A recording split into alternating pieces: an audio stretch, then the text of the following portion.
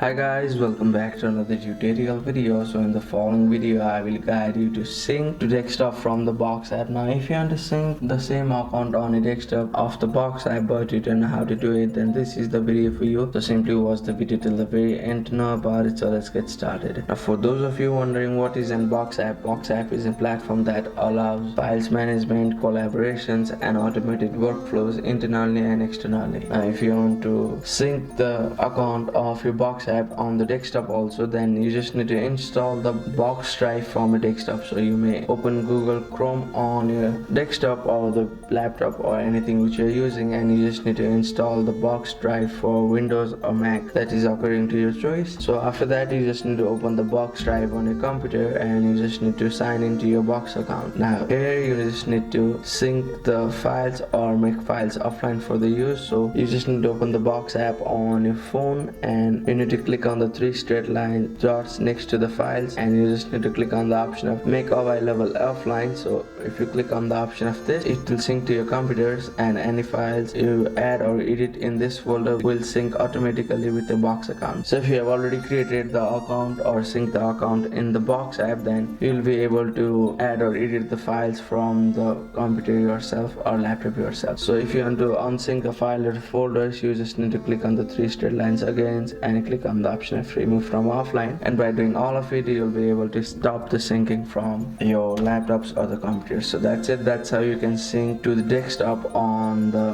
Box app. Thank you for watching the video. Please don't forget to like the video and subscribe to our channel. Thank you.